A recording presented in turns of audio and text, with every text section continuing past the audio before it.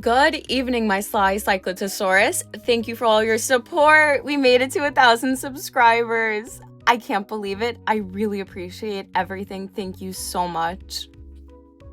After playing 1.5, I needed to know what the organization is, and any chance to yap about Rain, I'm gonna take it. So let's deep dive a little bit into this mysterious organization, and well, I have a sneaking suspicion that it's already in the game. I could be wrong, but I'm prepared. If it isn't named, I have some predictions at the end of the video.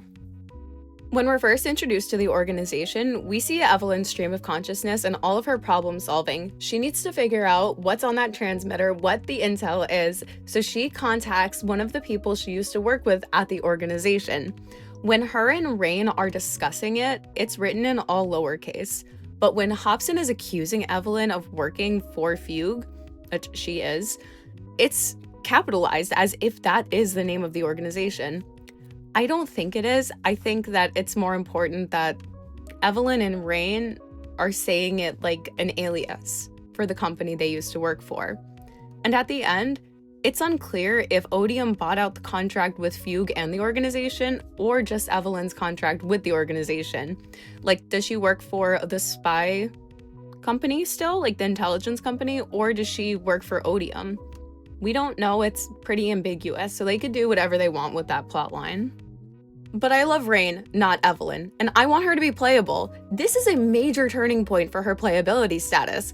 I went from boofing copium to huffing hopium. So I started my search by looking for any examples of women doing espionage in ancient Greece and Rome. Y'all are never gonna guess who wrote about it.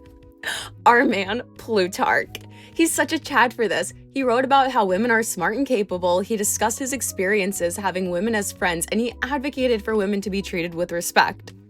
In Parallel Lives, he wrote about a few women who were spies because the people he wrote about would sometimes use women as spies. Now, this is widely regarded as the second oldest profession, and at the time, women were seen as inferior to men, poising them perfectly to really take advantage of this elusive role, whether it was flute girls, prostitutes, people who were working as like appointed wives. Crazy. So, there is a specific example of Alexander the Great using a woman to spy on one of his enemies, and it perfectly mirrors a piece in mythology. It's important to note that Alexander the Great was the face of Zeus, Helios, and Apollo. His personal sculptor was the one who taught Chares of Lindos, who made the Colossus at Rhodes, and his face was used on the statues of Apollo in Delphi and sometimes on the coins depicting Apollo.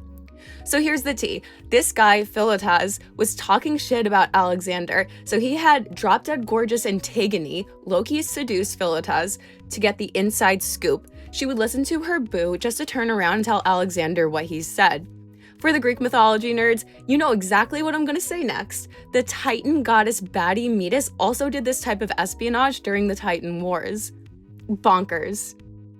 Metis is one of the elders among 3,000 Oceanids descending from Oceanus and Tethys. She was unanimously regarded as the embodiment of wisdom and cunning. She was in her mob wives era and served as an informant and guide to Zeus during the Titan Wars. We lost the Gigantomachy and Titomachy in time, like just 2 times, it sucks, but this was passed down orally until it was immortalized in the Homeric hymns and Hesiod's theogony. I assume my viewers are generally intelligent and educated, but I would like to remind the new viewers that the Homeric hymns were the only written portions of a rich oral tradition. The Homeric hymns were just an introduction to the writing that would come later and like the real story, so a lot of it was assumed knowledge. I used the theogony in a collection of Hesiod's works to read about Metis, and after introducing her, he doesn't explain a whole lot. During the Titan Wars, when Kronos ate his children, Metis gave him a bevy that made him chuck them up and they were saved. After the Titan Wars, Metis and Zeus got married and she started cooking up Athena. When Zeus got a prophecy that they would have a son smarter than him and the son would be the next king of the gods, he ate Metis. In this context, it means more like absorbing her wisdom and imprisoning her, but she was still inside of him. So she popped out Athena and she started banging her armor together. Zeus got a headache and he cut his head open and she popped out fully armed, ready for war. And then they went on to do the rest of the mythology. We don't know much about Metis, but she went from spying in the Titan Wars to creating the plans to overthrow her oppressive husband. And she was successful. Athens was the capital of ancient Greece.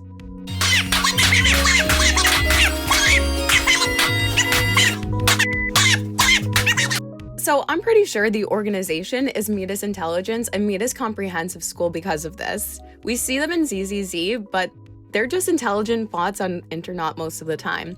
The school's representatives also offer scholarships to proxies with high ether aptitude, and the school advertising on the newspaper isn't subtle.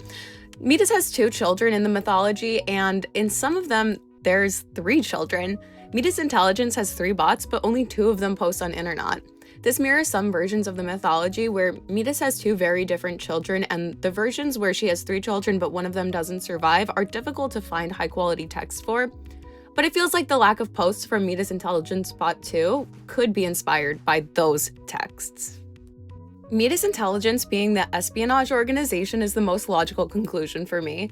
It also lends itself to the deep connections with the TOPS Alliance, and it could be one of the TOPS affiliated schools that we don't know yet. If it isn't Metis Intelligence, I think it'll be named Antigone or Aspasia after the women who played pivotal and elusive roles in ancient Greece. Let me know what you think. Do you think it's Metis or an unnamed organization? If you're still here, I'm gonna do an account tour and sharing all my crack theories to celebrate 1,000 subscribers. So thank you again for all of the support, and I'll see you in the next one.